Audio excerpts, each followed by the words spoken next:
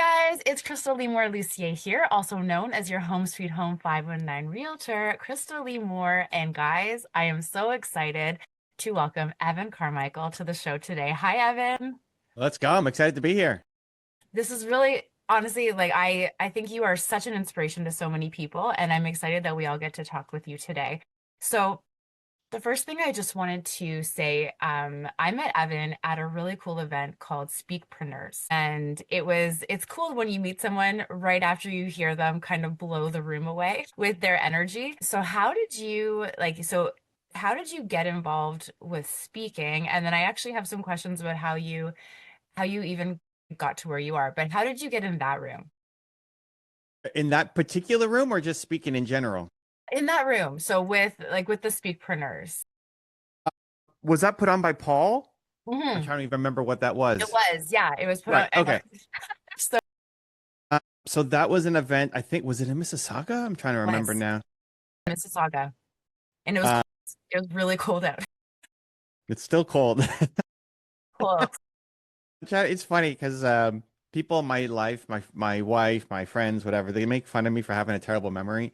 And most things I actually don't remember. Like, what did I eat yesterday? I have no idea. What day of the week is it? I don't even know. What year is it? Like, how old am I? I have no idea.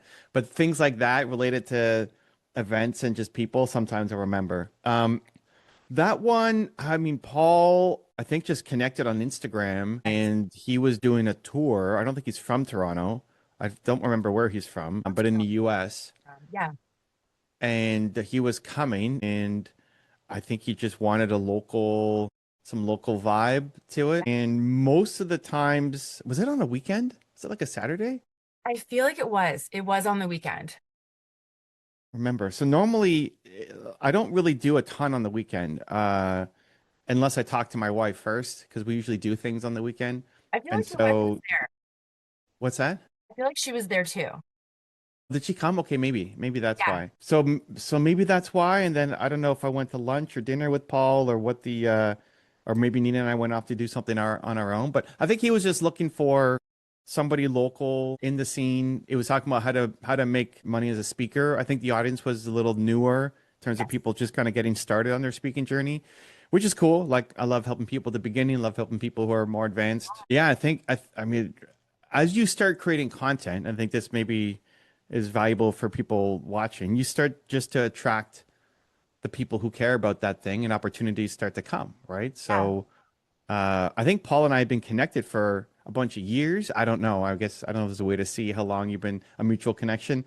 And just, there's lots of people I'm connected to, I guess, that we haven't figured out what to do yet. And he was coming into Toronto. So I was, hey, yeah, why not? Let's do it. Love that. I mean, and I think the thing is, your channel is awesome on YouTube, by the way. And I'm sure 3 million other people agree with me. So it's good. But how did that, like, when I was listening to, I think it was your top 10 rules for success, you were talking about the fact that, like, it's fine to have, like, when you are at that point where you've done the work and you have this result, a lot of people might say, like, well, how do you get that? But you actually went back at the beginning of your business to see how other people, I think you've referenced like Bill Gates, like how did he start? Not how, like it's great that he is where he is, but how did he start? And so what was it that led you to look at that foundation stuff? Desperation. Uh, Yeah, desperation. I mean, I think I got a lot of my great ideas from being at rock bottom, and so with my first business, I was 19. It was a software company, and I was just making no money, and I turned down these big jobs to just give it a shot and just see because I didn't want to live with the regret of like, what if. Yes. And I it was so stressful and so painful, and I made it harder because I didn't tell anybody. When my friends asked me how I'm doing, I'm like, I'm living the entrepreneur life. Meanwhile, like I'm making $300 a month, and I'm stressed out of my mind, and I feel Yep. like a worthless human being, right? And that's on me. I'm sure if I told them, hey, I'm struggling, it would have been easier for me emotionally, and I would have had support. I was just embarrassed, ashamed. I think a lot of people deal with that though. Like I think that is telling people that things are not going well is it's tough because that's like very counterintuitive to what we're taught, right? like manifest the awesomeness, like don't lean in. But sometimes you need that support. Yeah, I mean, especially if it's entrepreneurship, for sure. If you're gonna go off the beaten path and do your own thing and go choose a career or something that, you didn't go to school for and is not traditional or normal, it's definitely a lot harder. And so it led me to then tell my business partner I quit. Like I quit. I quit for one day on my business, and I needed to feel like I still love the business, but I need to feel like I was a valuable human being. It's like if you wake up every day and you're trying, like I was actually trying, right? It's not Yes. like I'm just slacking off playing games or something. I was actually trying all day, every day, and like nothing is happening. It takes its toll, It's just, and I just felt completely worthless. And so, like, I can't, out of just frustration, like, I told them I quit and then cried my face off. And then the next morning, I woke up and realized, so the two things that saved me, one was Jeff Bezos's regret minimization framework, which is basically like don't live with regrets. So Yes. he explains Okay. it, but basically, like imagine yourself at 85 or whatever, looking back on your life. Yes. You're about to quit on this thing. Are you going to regret it or not? Um, I don't think he said 85, but I'm 19. I might be 20 at this point, 19 or 20, and I just imagined when I'm super old, Yep. and for me, super old was 40. I'm 40, I'm 40, what's the year is it now? I'm 46 this year, right? So, but when you're 19, 20, like 40 is like, oh my God, So when I have old. I know. arthritis and like it's over and like it's just, I'm a completely decrepit. So anyway, I pictured like my life was over at 40. Would I look back at this moment and regret it? It's like, no, I would regret it if I don't keep going. So I have to keep going, but I didn't know what to do. So when people say like, well, should I quit or not? Well, like just run it through that test. Like, go older than 40, maybe go 85, look Yep. back. If you're going to quit on this thing, are you going to regret it? Are you going to regret quitting? Because I think people, for some things we quit too soon on. Often our dreams, our goals, our what we want to accomplish, our big visions, we quit too soon on. But we also quit too late on things. Like we stay in a career for way too long. We stay in a relationship for way too long. We stay in things way too long as well. So like when is the right time to quit? Quitting itself is not bad if you're quitting on the right thing. Yeah. But so what's the difference between the right thing and the wrong thing? Like I can't tell you. It's your life. You got to figure that out. But the framework that I use is just through that lens of 85-year-old you looking back on your life. If you quit on this business idea now, this goal now, this relationship now, are you going to regret it? And if it's no, I'm not going to regret it. If 85 you would come back and say, you should have got out of that 5 years ago. You should have dumped that person 2 years. It's like, okay, great. I'm listening. Let's go. Yeah. But a lot of times the 85-year-old you would come back and say, no, keep going. It's going to be great. Yeah. And so then you have to keep going. But that doesn't tell you what to do. It just means keep going. And like, again, I'm 19, 20. I'm struggling. I feel like I've tried everything.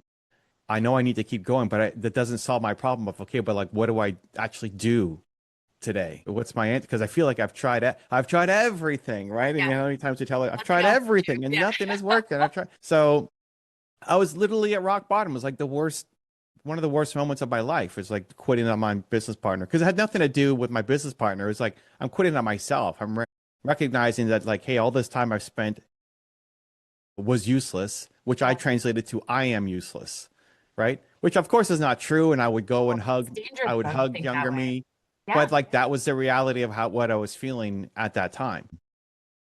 And so I had a spark of, okay, I can't be the first person to try to figure out how to build a software company.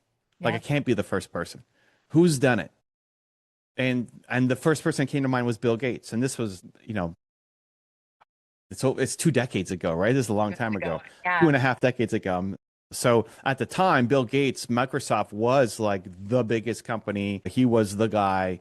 And Yeah. so I didn't know anything about him or his story, but I figured, okay, like if Bill Gates can go build a whatever billion business, can I get a million? Can I get 100K? Like, can I get something? I'm sure I can get something. I may not be as good as him, but like I'm better than $300. Yeah. It's like 100%. something. And as I researched him, I found that all of these were big ideas that he was doing. It's like, okay, but I don't have that. I can't go buy Super Bowl commercials and Right. I don't have a huge marketing budget or 10,000 people on my team or whatever. Like I'm just getting Yeah. started. So it was hard for me to connect to what Bill Gates was doing at that time. So then I said, okay, but how did he go, how did he go from 0 to 1? Because at the beginning he was zero too. Like everybody's zero at the Yeah. beginning. So how did he go from 0 to 1? And that's he did it through partnerships was the like short answer. He partnered with people. His big deal came with IBM. At the time, IBM was like the biggest computer company selling computers everywhere. Now they don't even sell computers. But he made a deal with IBM that every IBM computer had Microsoft software on it, and that exploded the company. Yes.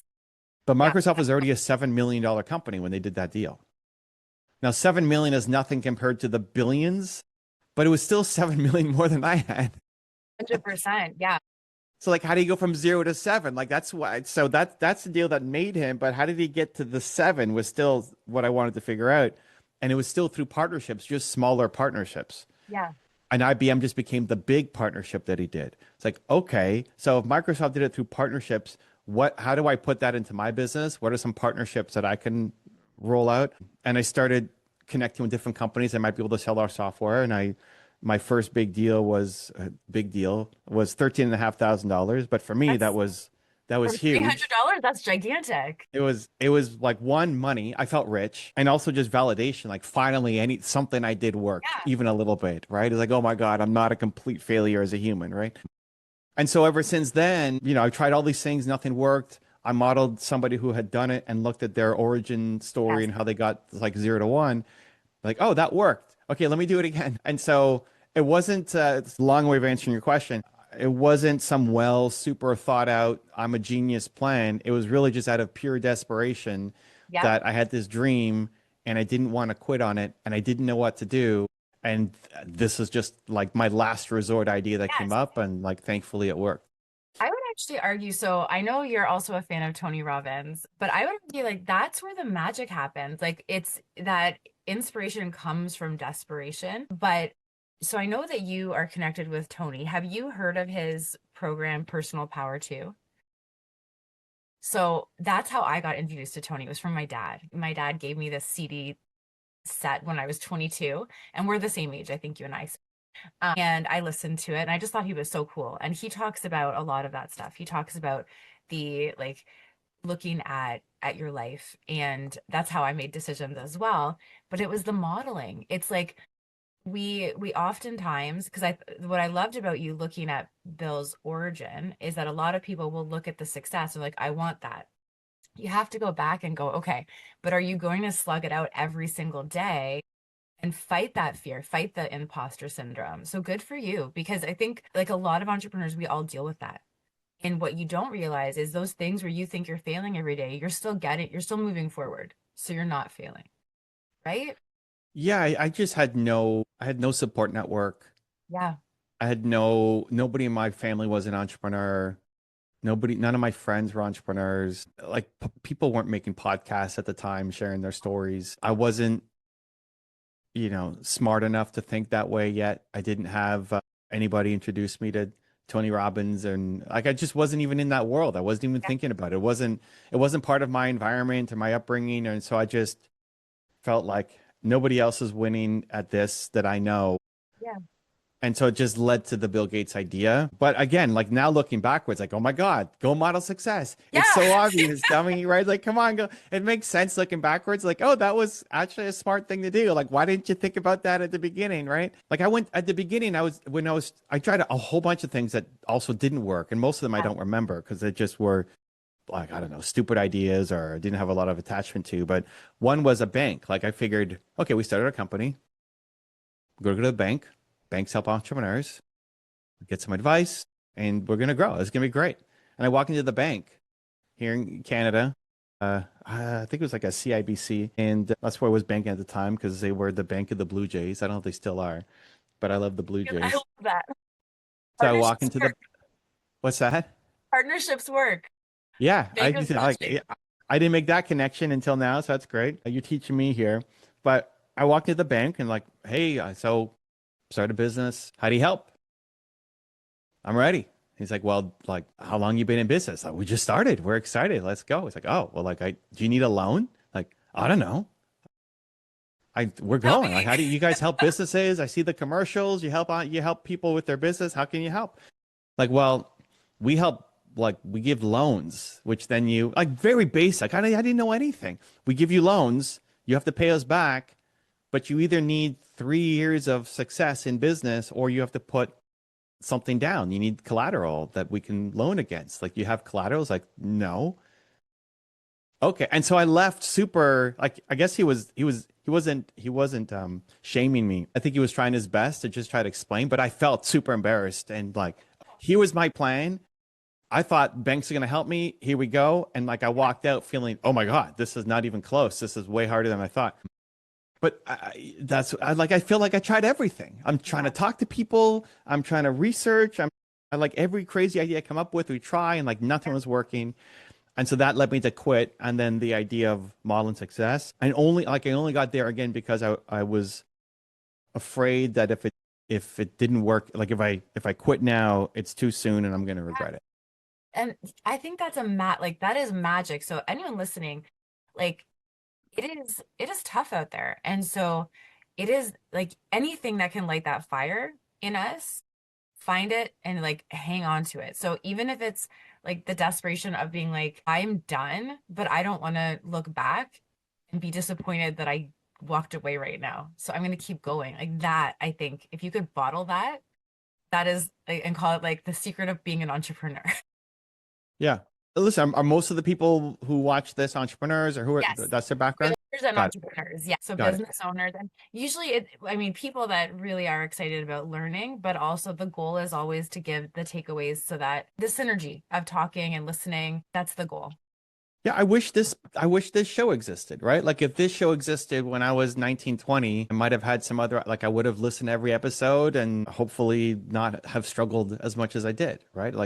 I think there's so much more opportunities now. There's so many Yes, more like the best teachers are on YouTube. You want they to are. learn something? Go watch them. They're not in universities, they're not in classrooms. The best Yeah. teachers are on YouTube right now. And so you have the ability to go learn from the people. Look, billionaires are on YouTube making content about how they got. That's crazy. Like I wish I had that. And I do now.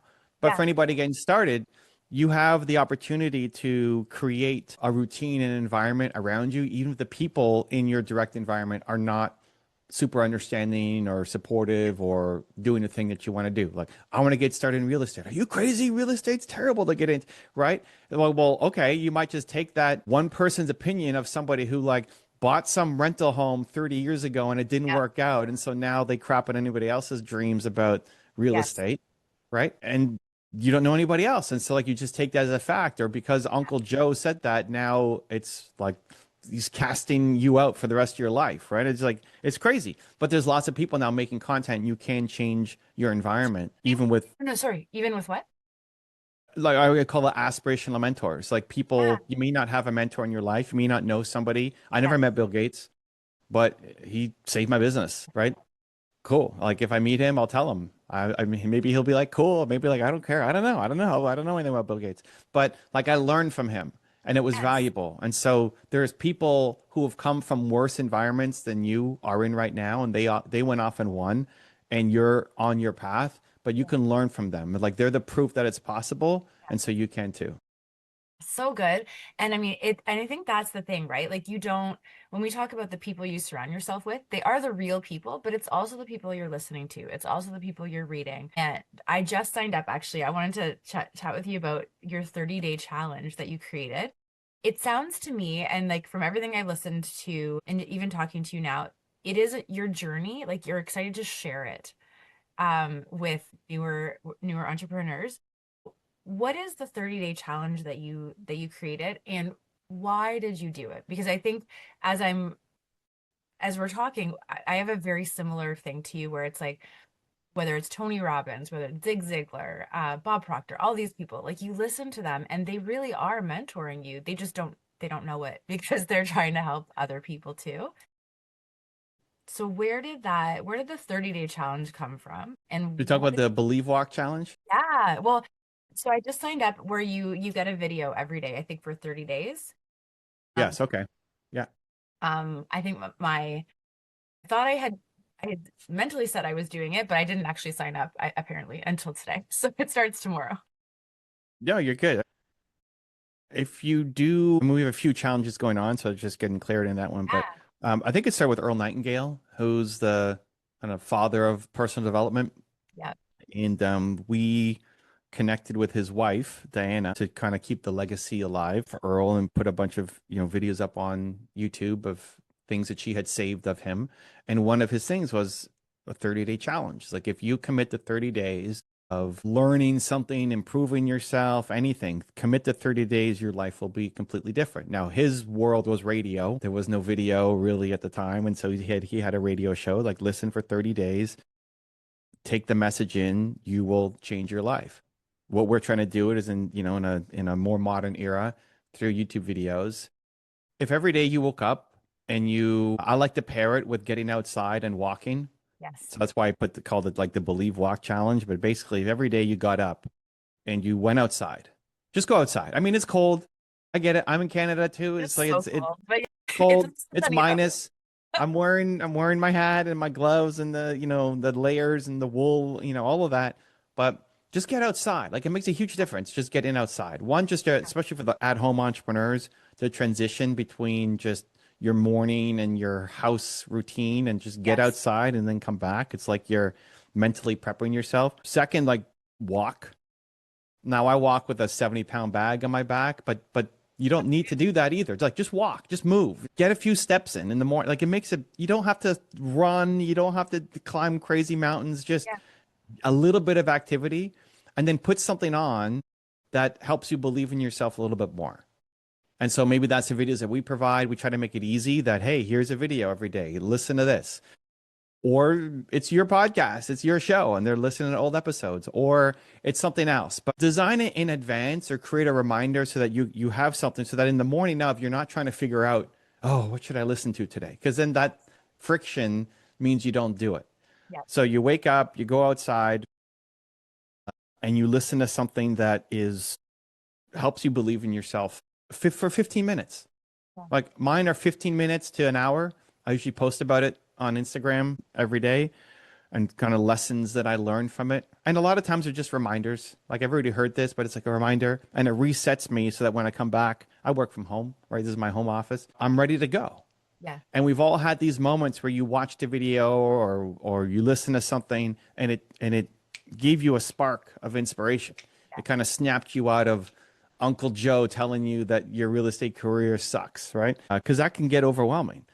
So whatever has happened there, whatever that spark was, instead of randomly hoping that it gets fed to you, you can engineer it into your calendar. And I like as soon as possible because if you watch some video that inspires you to be a speaker and it's 8 o'clock at night, you're like, okay, this is great. And the next couple hours you're doing something, but then you wake up the next day and you're kind of starting all over again. So put it into your morning routine so that you have energy for the rest of the day that carries you to a bolder place. And so as little as 15 minutes a day for 30 days, you do that. If you want to pair it with getting outside and going for a walk, it'll change your life. That's amazing. Like, I know that we've learned that there's some crazy percentage, like 95% of what you think today is something that you thought yesterday. So if you bring in that new stuff, you're literally changing your thinking, which could change your Oh, yeah, I don't remember the exact percentage. It's something like that. Over 90% of what you thought of today is the same things you thought of yesterday. life. But pair that with over 80% of the things that you thought about yesterday were negative. Ooh, So you're okay. thinking Yeah. about not just the same things every day, but the same negative things every day. Yes. And that's But part of our wiring, like humans that we're wired to like be on the alert and look out and yeah. cool. And so we need, I guess you don't need to. I think we need to inject the positivity, inject the Yes. like the inspiration, and not just like somebody yelling at you, go do something, but hope, like seeing Yeah. somebody's story or one of your guests comes on and just says something that triggers a person in a positive way Yeah. forward. Because we've all had those moments. Like you might have had the Tony Robbins CDs from Personal Power at the beginning. And I'm Yeah. sure now there's still other videos or Yes. podcasts or people you listen to that like when they come on, it's like, okay, let's go. Right. So who are those people for you? And you just put them into your daily routine and unfollow or unsubscribe from the channels. Don't just sit Yes. on the toilet for 40 minutes Yes. scrolling through Instagram and looking at stupid videos, right? Unfollow those people. They're fine, but like you can fill your feed with things that help you want to go off and do better and engineer your morning routine. Why I like to believe walk is it's free. Anybody can do it. You have shoes, you can go outside, right? Yes. Nature is free. Yep. Walking is free. You don't need some expensive gym membership. And Yep. listening to something, everybody's got a phone and earbuds or a headset, whatever. You can get out and listen to it. And if you do that consistently, it'll change your life. So good. Thank you. I have a question about your logo. Okay. How did the logo come to be and what does it mean? So the paper airplane is the logo for those of you who might be listening on audio. And at the beginning, I liked the idea of a plane because as entrepreneur, I deal with entrepreneurs. So my audience is entrepreneurs and kind of want to be entrepreneurs on the way up. But the idea of the plane was we start somewhere and we're going to end up somewhere else. Like entrepreneurs don't like to stay stuck. You don't like to stay in the same spot. If you look at where you are now and where if you're 5 years, you're in the exact same spot, you're not going to be happy. Like we want to grow, we want to learn, we want to go somewhere different. Not Yeah. doesn't have to be physically, but just we want to grow and learn and not be in the same spot. So that the airplane kind of represents the takeoff and going somewhere new. But it's a paper airplane because as entrepreneurs, we don't have money at the beginning. Typically, I don't know. I guess some people Yeah. are have I didn't have money at the Oh, beginning, but me either. others Most might. people But do like not. most people, right? I think most people don't have a ton of money at the beginning. So it's not some jet plane with VC funding and all of the bells and Yeah. whistles. It's a paper airplane, right? It's like Yes. we're gonna fly, we're gonna get battered and bruised and easily torn, and like we're Yeah. trying our best to get to somewhere else. So I like that analogy. And then on the videos where we have a transition. I wonder if we change up our intros every now and then, but there's a plane that flies across the screen, and I wanted a sound effect that went with it. And the very first version that my team put together, if you go old school back on my channel, you'll probably see it. It sounds like a crop duster, like a propeller airplane, like just flying Okay. across. Like that's not like bold enough. I wanted to break the sound barrier. And so the later videos, you'd see the airplane fly across the screen, and then you'd hear like the sonic boom.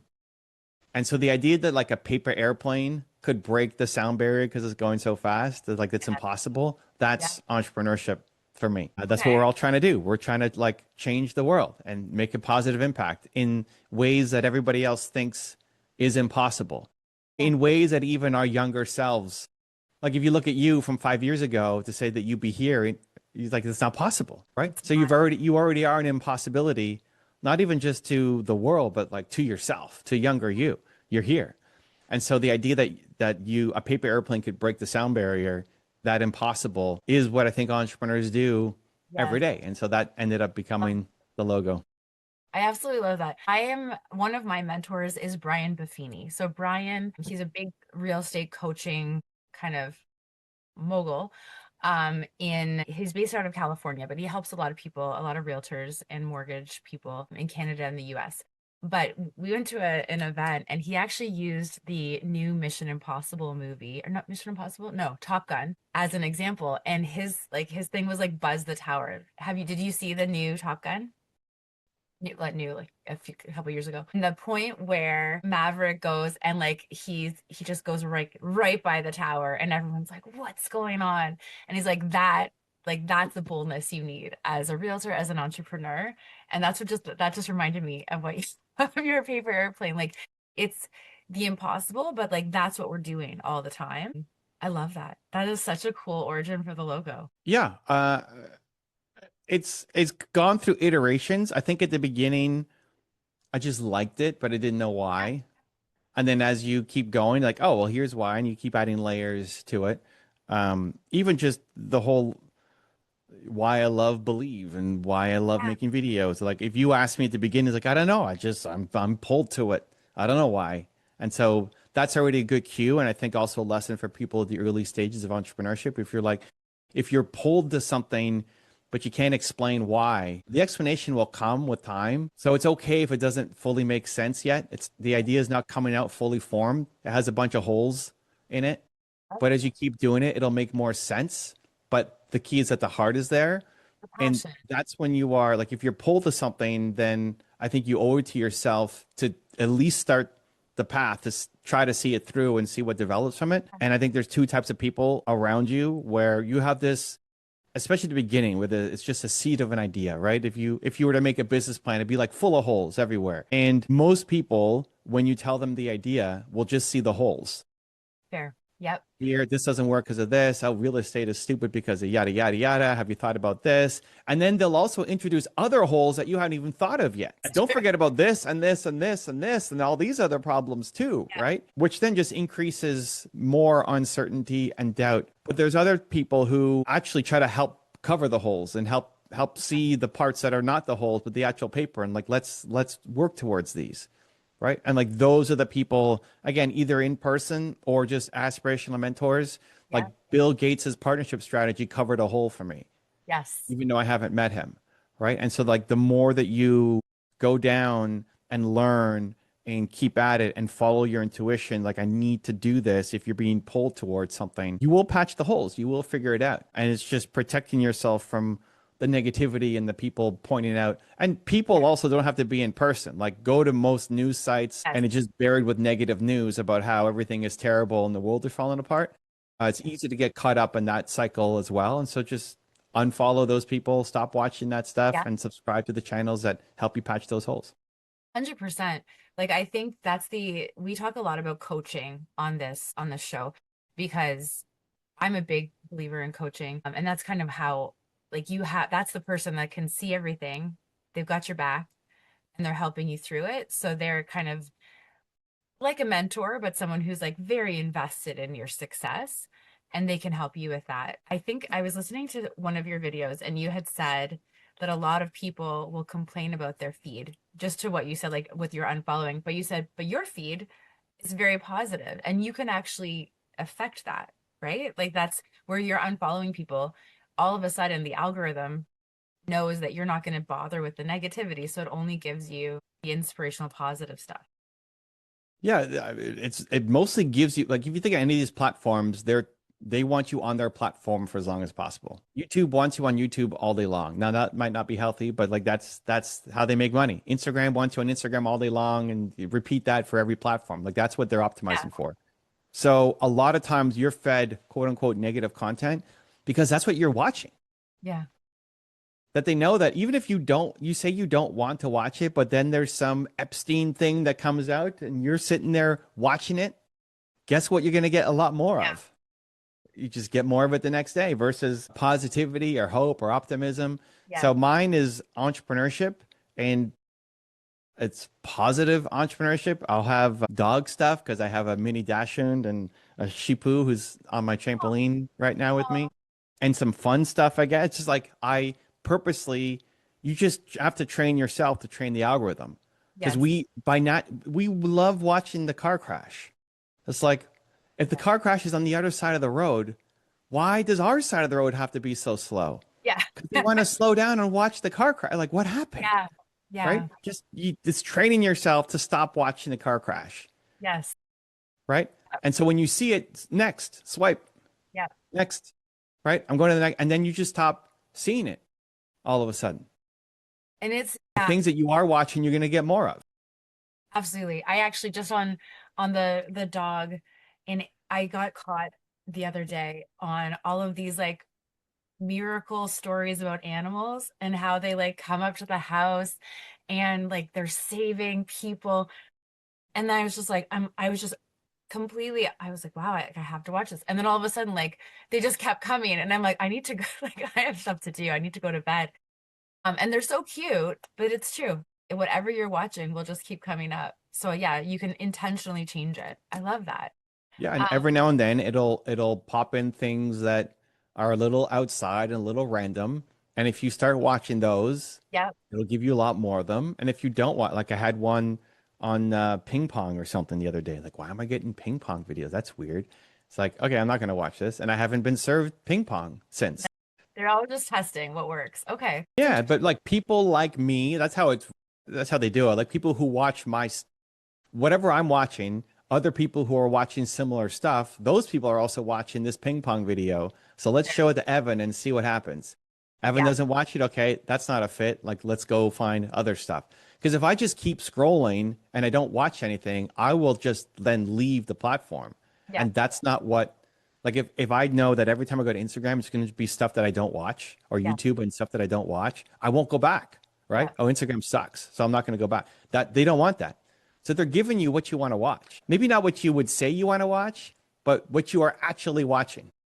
Yeah. The action speaks louder. Okay. Right. If you say, I don't want to watch dog videos of these rescues anymore. I don't want to watch, but then it pops up and you sit there and you watch it and you eat, right? Instagram's getting there watched, and guess what's going to happen, right? So they're 100%. going to keep giving it to you.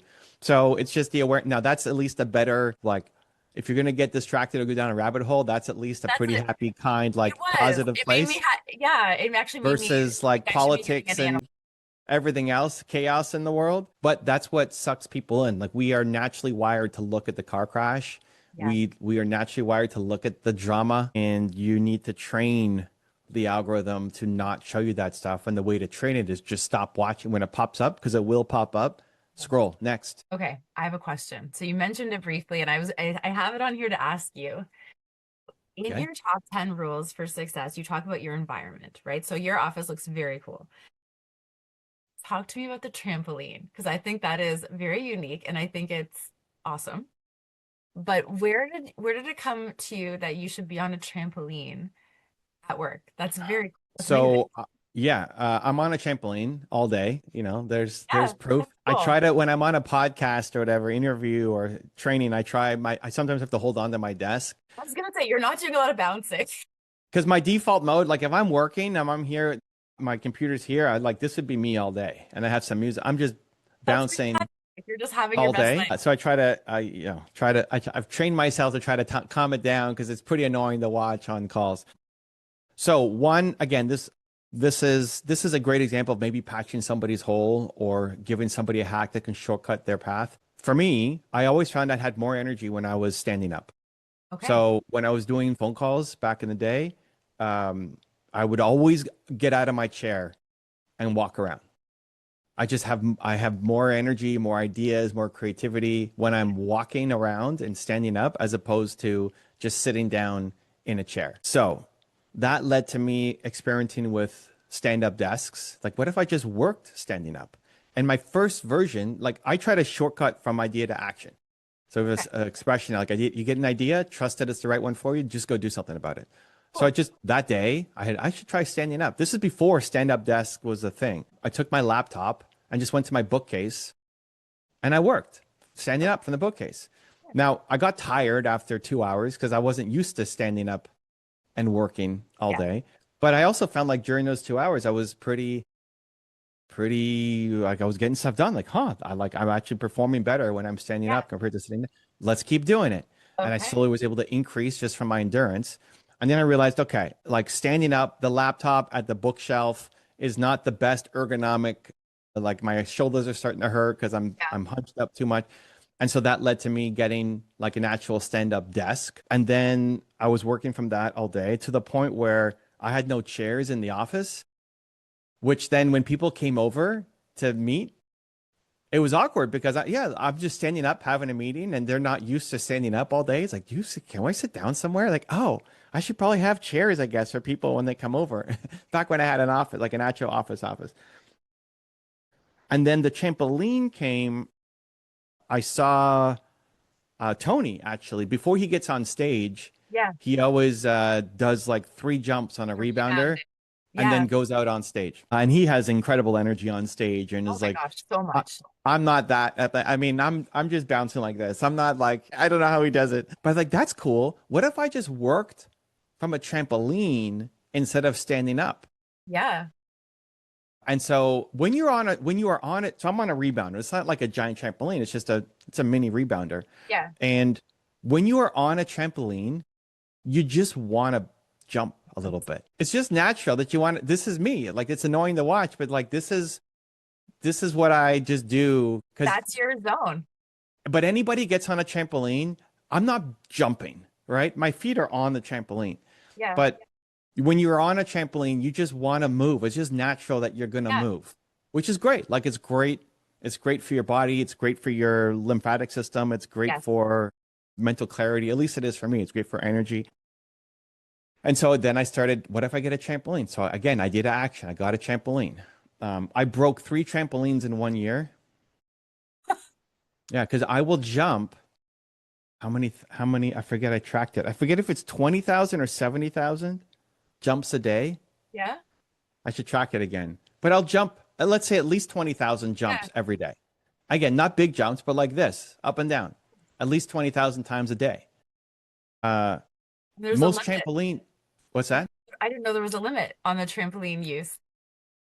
Well, I think most rebounders are not designed to To be all jump on day. it 20,000 times every day, every day, every day, right? It's just like not, it's a very serious use case, right? Yeah. That they're just not designed around, right? So I broke 3 trampolines in 1 year. Okay. And then eventually now I'm going down the rabbit hole of like what trampoline is the best that, won't break on me. And I Yeah. found one that actually is fantastic. I don't remember the name of it, but it's basically dual spring. So every spring is two. Okay. So I don't break any of my springs. But then I need to buy a different desk Yeah. because this one is higher. It's like 11 inches of a trampoline, and I'm Okay. already like 6'1", 6'2", and most stand-up desks don't go that high. So I Okay. got a custom desk made from Montreal that sits on like extra casters that is like just at the ergonomic height level. But it all started with me just realizing uh, I have more energy standing up. So what if I just worked more standing up and I went to the bookcase with my laptop and started standing up, right? And so like those little things then lead to you can optimize later, but I think people try to prematurely optimize. And Yeah. so like does it feel good? Is it kind of working? Because then you can always make it better versus a lot of people just get stuck at the beginning. Okay, before I can do that, I need to know like what stand-up desk am I going to buy? And I got to research all the best stand-up desks and like all the best, oh, and like that color may not fit like my room and like can I bring it back down if I want? It's like all of this overthinking that then nothing happens. Yeah. Where the It's best thing to do is like analysis just paralysis. right, Yeah. don't go off and spend thousands of dollars on something, right? But just what's the fastest way to get started? Does it work for you? Yeah, I love take your that. laptop to a bookcase and just Yeah. work for an hour and see how you feel, right? Or like you coming to the speakerpreneur thing, if we go Yeah. back to the start of the conversation, right? I don't know how long you've been thinking about being a speaker. I don't know, how much you do on a speaking tour, whatever, but hey, there's this event that's about speaking and people getting started doing it. And I'm curious about it. Maybe that's the first event you went to. Maybe you've already been in the industry for 20 years. I don't know. But it's like the most people just don't take the action. Like, was there a fee for that event? I forget what. What? Yeah, I did I think there was a fee, and then I did the VIP one because I wanted to be able to like sit, have the lunch and sit with everyone. What was the I entry fee? It wasn't a lot. It was not a lot. I think it was like $200 or $300. Okay, Um, actually, that's more than I thought it was. I think it was less if you were just getting a ticket. Oh, the VIP was 200, 300. Yeah, I thought it was like $20 or something. But still, like most people, like if you're curious about becoming a speaker and there's an event from somebody who is a speaker and he's bringing in speakers, like where else are you going to get that? Yeah.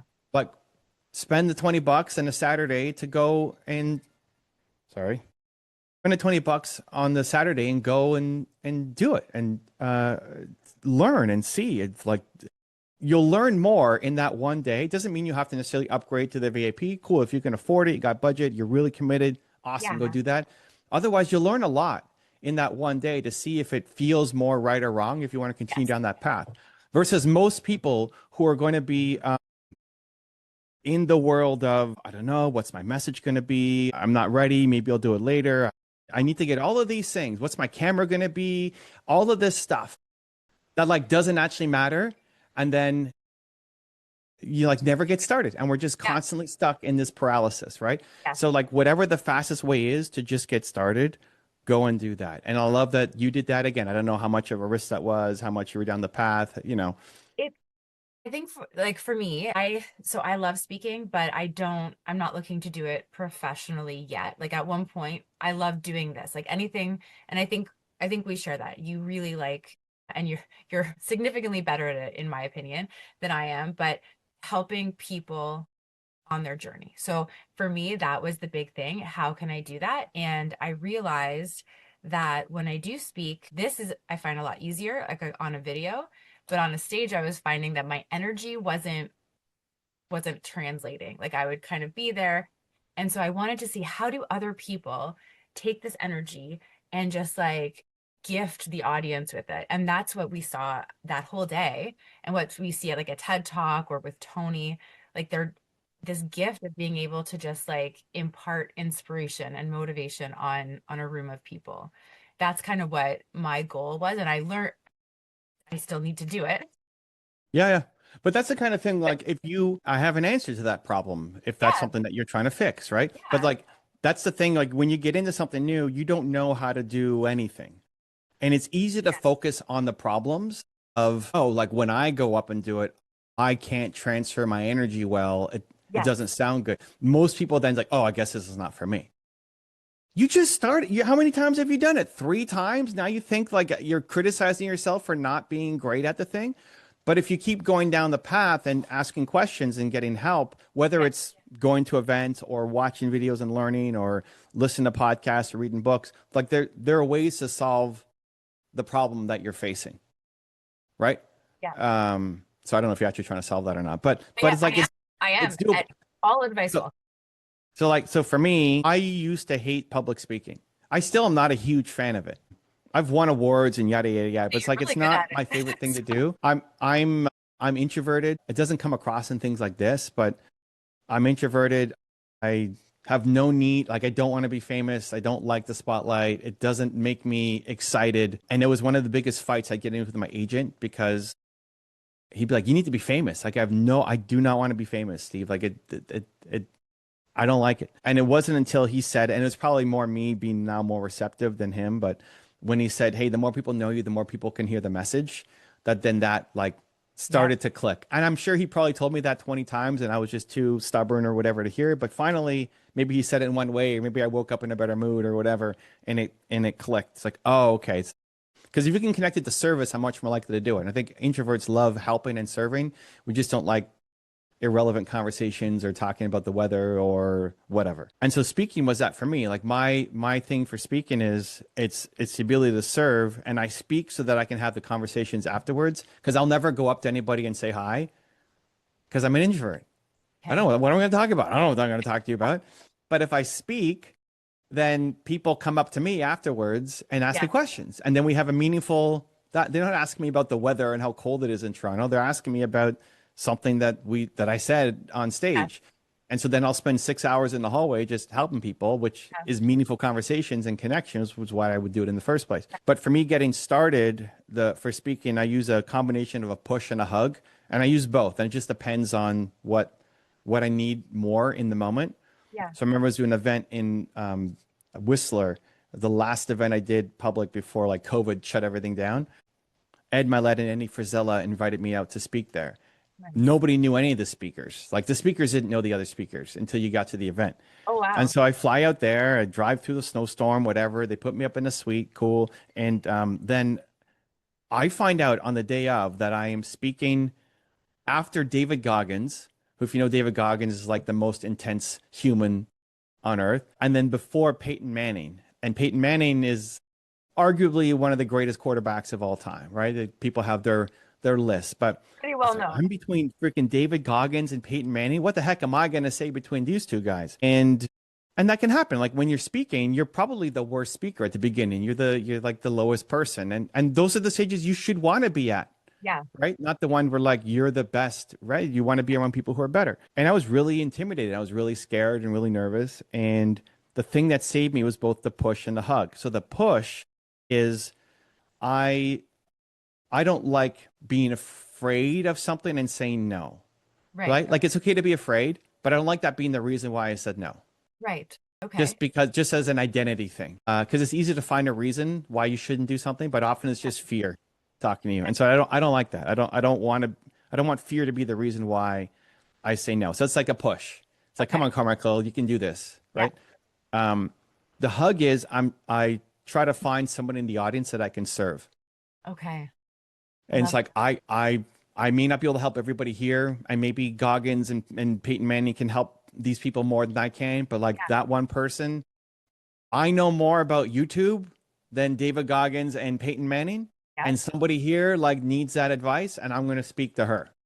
Nice. And so Okay. one thing I do is I try to talk to people before.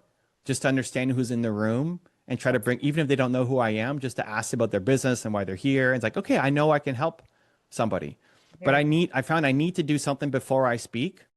It's like I have a mastermind and YouTubers, people are building their business on YouTube. There's more entrepreneurs, but using YouTube to grow their business. yeah, They fly in 4 times a year and we jam out in person. And these nice. are like, they become like friends and family of Yeah, entrepreneurs. But I still get super nervous for it. It's my event and I know these people, but I'm still always scared before day one because I'm an introvert and I want to serve and help. So day zero, we do a dinner. And so nice. the people who paid in full at the beginning, Yeah, I'll go to dinner with. So it's a smaller group, and we have dinner the day before, fantastic. and that's great for them. Connect, ask me a question, but it's mostly for me. Is that oh, okay? I get to see everybody, get to Yeah, serve. Like okay, what's on their mind, and then I bring all that into the presentation. Uh, the combination of the push, like you do scary things yeah, because everything you want is on the other side of scary in your life, and you don't want to teach yourself that you're afraid and so you don't do it. Like, what would your advice for your daughter or your son be in a scary situation? It's like, you can do this. So, like, live it instead of just say it. It's a much more hard, aggressive approach. And yeah, then the hug is like, you're here to serve, you're here to help. Like, yeah. somebody here needs you. Like, your message may not touch everybody, but like, there's 5 people in this room and they're waiting for you, right? Yes. Because you have something that the other people here don't have. And so there's levels of believability here. Like I adjust between those two. Sometimes the aggressive push helps me more, and sometimes the like hug from service helps me more. And whatever actually helps me more in the moment of, I lean more into that. So it might be like 80-20 hug push or 80-20 push hug, and I'll adjust on the day. But that really helps me carry the right energy into the event. Because if you're going up and speaking and you're just worried about your script and what you're going to say, and did you mess up on your speech, and like, oh my God, that person's on their phone and they're not paying attention to me. I think I lost them already. Oh my God, I'm already 2 minutes. Then your speech is going to completely suck, right? Even if the information is great, because your confidence isn't there. Yeah, Doing those things in advance, both of them to different degrees, helps me prep to have a hopefully great speech. I mean, I don't remember what I said when you came out to the event, but I'm glad it resonated. it was really, it was, you know what? It was the energy. So I actually don't even have like the notes on me right now. I took so many notes that day, but it was your energy and it was just so amazing. This has gone by really, really fast and I want to respect your time. So I'm just going to say, Evan, thank you so much. This has been such a great conversation. I know it's been helpful for so many people. If you guys want to follow Evan, assuming that you're not already following him, which is probably unlikely, but Evan Carmichael on YouTube. And then your Instagram is also just your name. Yep. Yeah. Yeah. I mean, I think the best thing for anybody here, though, if you're listening, watching, how many episodes have you done of the show? Oh my goodness. We're in season 5. Use This the might be ballpark there. maybe more. A There's a lot. hundred? Yeah. I mean, I mean, one, kudos to you. It's really hard. Like most people quit. Most people never start, and the ones who start quit after 3 episodes or whatever. So the fact you've done 100 is incredible. I think if anybody's made it like this deep into the show and have learned or been inspired or whatever, the best thing you can do is just leave a comment on this video. Like all Yes. the silent lurkers out there who just listen and move on with their day, it means a lot. Like it means a lot to hear a comment from someone to say how much that episode kind of touched them. So that's yeah. I mean, if this episode touched you in some way, whether you like what I had to say or Krystal, pop it in the chat below. I mean, I think that's the best thing that I'd love to see. I love that. Evan, thank you so much for your time today. We're going to cut it there. Guys, thank you so much for listening. And yes, please leave a comment. Please leave a like. This is Krystal Lee Moore Lucier, also known as your Home Sweet Home 519 Realtor, Krystal Lee Moore, and we will see you next time. Bye, guys.